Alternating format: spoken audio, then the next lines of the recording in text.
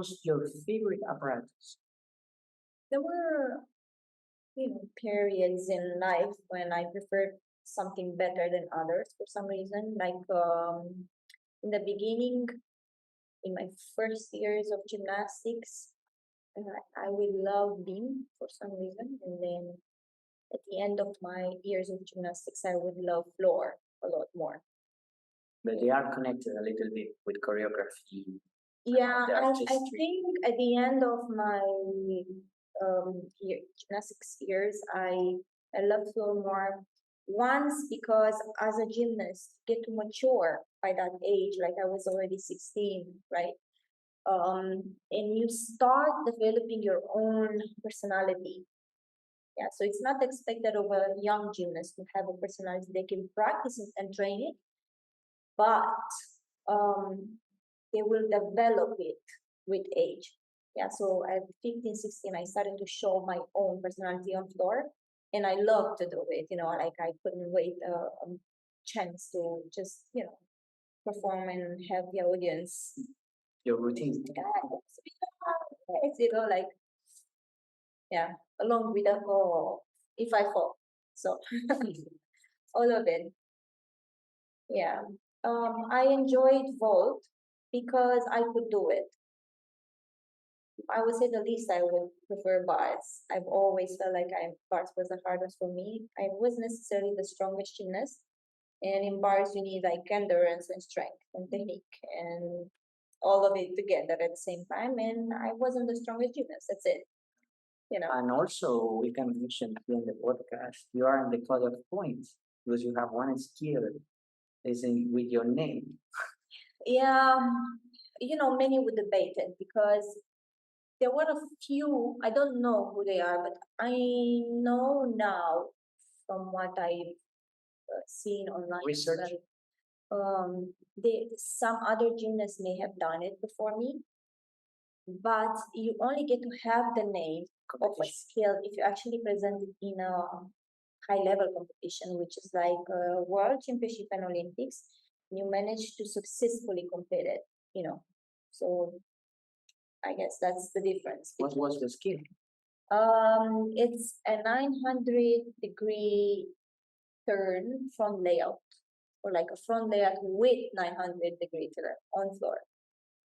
So when you run on floor, you do a... I was doing a front handspring before it to give me more height. I think one of my advantage as a gymnast, as I said, I'm not a strong gymnast, but I think I was good in twisting.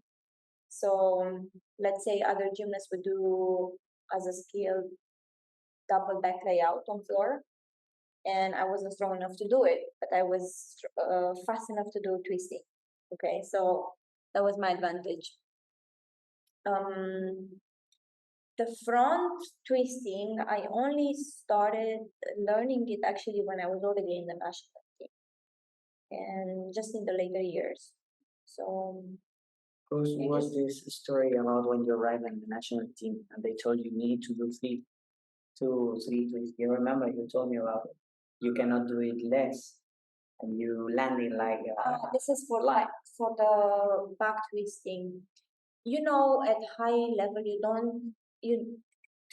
don't have time to train all the basic skills. Okay, so when I say basics, I would say a full twist and a double twist is already like a basic, on floor. You would train from triple twist upwards, So you do warm up like one twist, two twists, and then you go. So you do like, let me say this again. So you would do like, what do you do on floor? Warm up. You do a round of back and spring back tuck or like a layout, a full twist, and then you go and do your skills, whatever other skills you have on floor. So I would skip a double twist. I would go and do straight to a triple twist or like a 900-degree turn, 2.5, connected to something. So the more I skip it, when I actually had to go back and I've been asked, okay, now just practice the double twist on floor, I was so scared to do it because I didn't know when to open anymore. I would only train for triple. Yeah, I would only train the full twist for warm up and the triple twist, and my triple twist would come out of whip salto, you know. So yeah, if you skip a step and you only practice this like for a long time, it's not that you forget it completely. It's just like you haven't trained it. Yeah, so there's an automatism that comes with it. You know, you are used to twist, and I don't know, our brain does something at one point, and it's just like, oh no, it's not this. You used to do three, so let's go to three, not two. You know, so it was difficult to adapt, or like I would do full twist on wall, and then I've been asked to do only half, and it was a bit, challenging to downgrade a skill. Or like if I did two twists, and then I've been asked to do one and a half.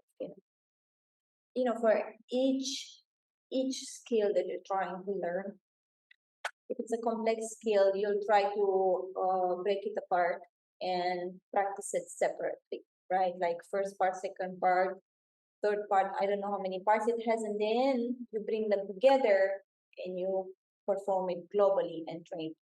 All right. So in order for our brains to memorize what has to be done, you have to repeat it at least 400 times. Okay, and 400 times only to learn the skill or whatever is that we're trying to learn. And after that, of course, is the repetition to correct. This principle applies to our mental performance as well. Yeah, I'm talking, or I'm studying a lot about habits lately. I am passionate about personal development, and I'm studying this. How we can change our life. Okay, and then you discover that, well, you change your life by deciding your values, your beliefs. Then, based on your values and beliefs, you decide your habits. Okay, what you keep, what you take out. So same as in practicing our habits.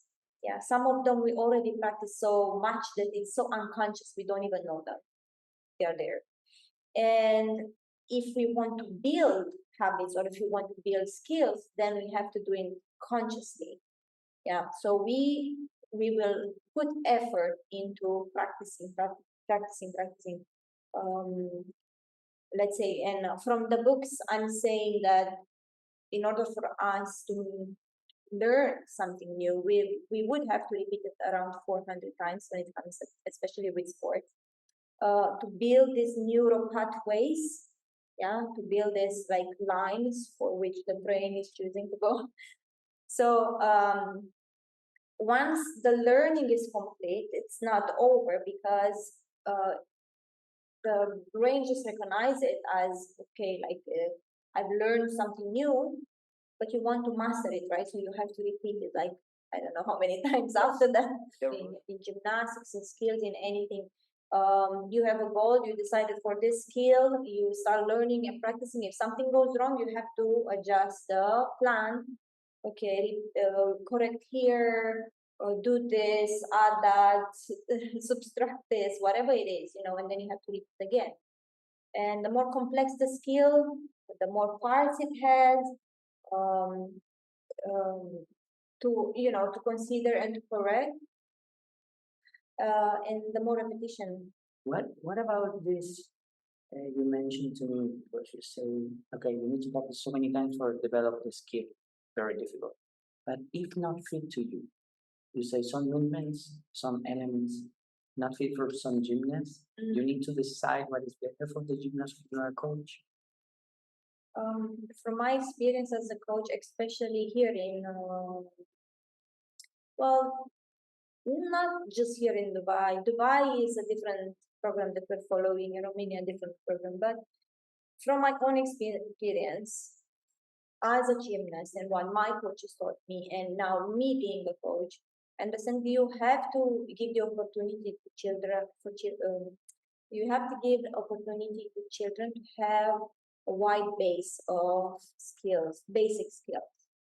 Okay, because in time, as I said for myself, I was not a strong gymnast, but I was very good in twisting. So in time, you'll get to discover which gymnast is more it's more prone to doing this strength skills, or which gymnasts are more prone to do these dance skills. Like Markina was a very gracious and very good gymnast. If you check, Cortina was an exceptional gymnast because everyone saw in Russia and Soviet Union this time. She was not good for two beam and bars because she was so tall, and she used all this powerful to say, "I will do it. I will show you what I'm doing." She was one of the top one in this generation of gymnasts. This what her advantage was. That she's very graceful and she was very good with dance skills. And tall gymnasts are known to be very good in bars as well. Of course, she needed to be strong, yeah, but there's a limit to all of us. Some of us are limited in graciousness, and some of us are limited in strength. Yeah, but I guess her coaches chose for her what worked for her as a gymnast, and she had also a lot of twisting. And her dismount on beam was this kick twist off beam. On floor, she had turns and twists again. You know. Yeah, and also the Kashyap we had bars. Bars was like unbelievable. Incredible. You saw her compete when you was a gym? We did compete in the same competitions at least twice in my career. So yeah, but we've seen each other limited because we were focused on competition. You are in your what we were doing, of course. And I was still like a young gymnast compared to, like she was a superstar. She was already experienced. Sabina, tell me about Inside Out. What is Inside Out? Well, Inside Out stands for change happens from the inside out. I had a moment not a moment, I had many moments in my life when I felt like I need change, and I realized that change happens inside of me. When sometimes we're so focused that we want to change our environment that we miss the fact that sometimes it's us who needs to change. So I think these two words have reduced themselves to two words after a journey of self-exploration. And many books and materials that I read and things that I've heard. So I've heard something one day, something about how we so much focused on changing the outward appearance, right? Like only if we dress like this, and only if we do this, and only if we appear like this, or we behave. I just said, yeah, but see, behavior has two parts, right? The action that comes outside of you, but we build our behavior based on our belief system and values and habits and stuff like this, right? So if you're trying to control the outside behavior, the action, you're gonna get tired, right? So you put a lot of effort and you're like constantly thinking about it, and let's say you manage to behave in a certain way as you like it for a few times, and then you do it wrong, and then it's like a dance, but it's a lot effort and very much control. And then I've heard, well, when we focus on changing our inner world, the outside action is a reflection of it, right? You're not going to focus as much in treating the symptoms, right? You're now going to treat the cause. Like it's a cliche, right? We've heard this a lot, but it's true, right? If there's like any situation, like in, let's say you want to treat illness, right? You go to the doctor, and yes, sometimes you have some medication for the symptoms, right? But let's treat the cause, because that will stop the effects that you don't want anymore, right? So I guess that's how this change happens from the inside out, started to form in my mind, and then I just reduced it to inside out as a short name for it. Initially, everything that I read and studied and You traveled to US. this is recently, but my journey with learning about personal development, I didn't even know it was called personal development when I started reading these books of self-help. That's how they're called. I've done them for myself in the beginning, just like I just felt like I needed to know myself as everybody else is to know yourself. And it's been gradual since maybe I was 20 years old. You know. Now that I feel like I gather so much information, and sometimes I speak with people, I can't help but offer the knowledge that I gathered all these years for myself, and what helped me and what worked for me. And I love to help and support other people who are willing to grow and develop and learn, and just every day becoming a better versions of themselves. You know, I slowly start to develop this. Since we were in quarantine for how many months, the whole world was having a break. I finally found the time and the courage to start um, thinking seriously about creating something, to offer to other people. So I've done these online mastermind classes with a few groups of people. You gave me a book of John Maxwell, yeah? Yes. Maxwell. Yeah. John Maxwell is the main source of my reading. The stone. Yes.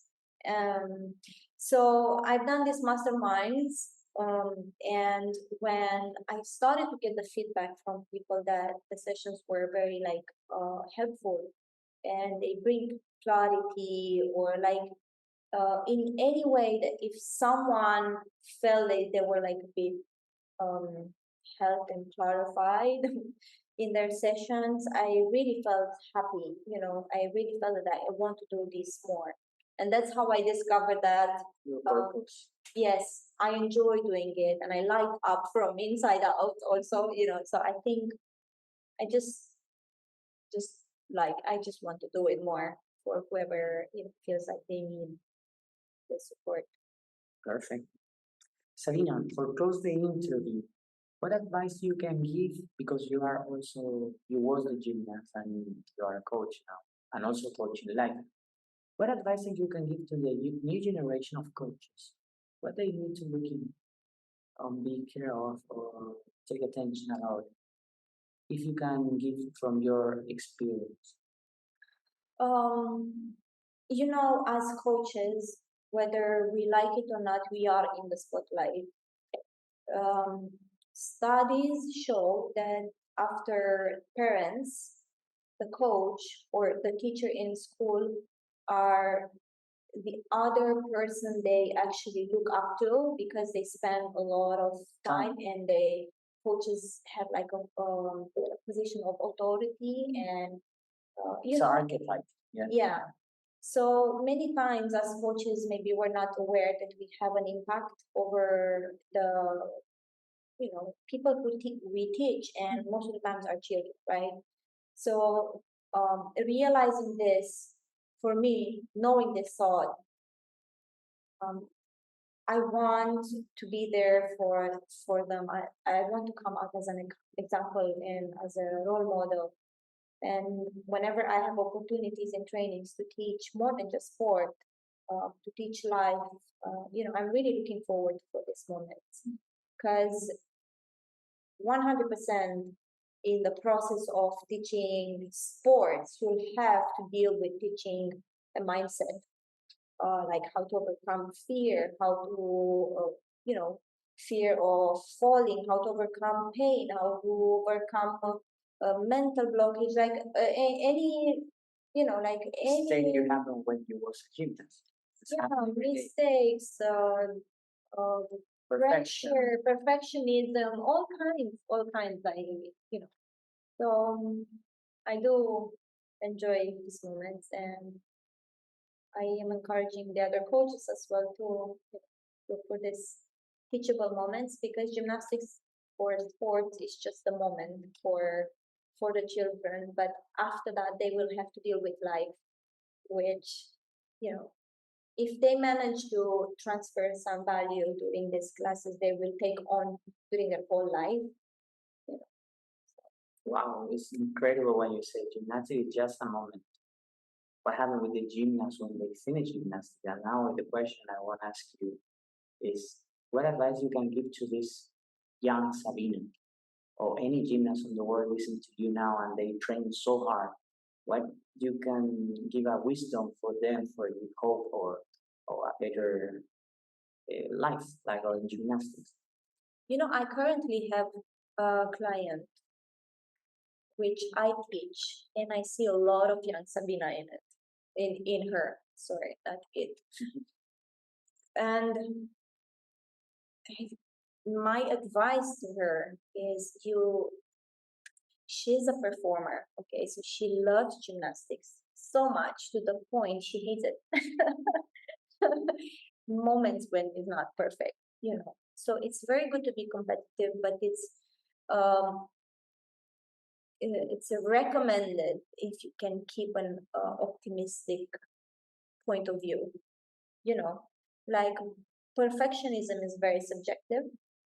Of course, we're trying to do gymnastics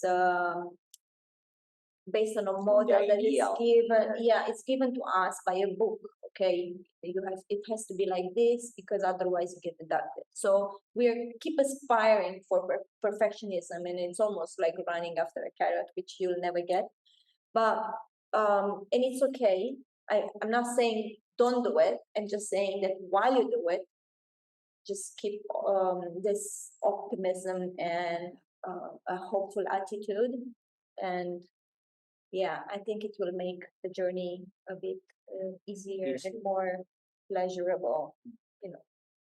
Let's hope you enjoy your life in the gym with your coach and with your teammates. So yeah, you have duties, you have things to do, but also you spend so many times there. You want to have good memories, and maybe this is a responsibility for coaches and program managers and people manage gyms around the world. How you make the people enjoy the sport, because yeah, it's the high performance is not easy. Everyone know that it's difficult. But if you make these people love the sport or later remain this philosophy for life, it's how you inspire me, for example, this way, because I saw the little Sabina gymnast, and also I see the businesswoman, and also my mentor. I see a lot of different faces from you, and all this from gymnastics. And for this reason, I make you this question. Sabina, I want to say mulțumesc. Piacere. For me, it's a pleasure, and I will travel very happy on the aircraft, editing all this video. I want to tell you thank you for all these years together, because like a student, I learned a lot, and I'm so happy to sharing all this knowledge, all this wisdom with the gymnastic community. Thank you, William. Thank you so much. And okay, guys, we close this interview in Escuela del Sur. You can hear this on YouTube. You can see our faces, and you can listen also in podcast, in Spotify, in Apple Podcast, and Instagram, LinkedIn. And yes, we hope to see you again, Sabina, in the future. Sure. Bye bye. See ya. Bye.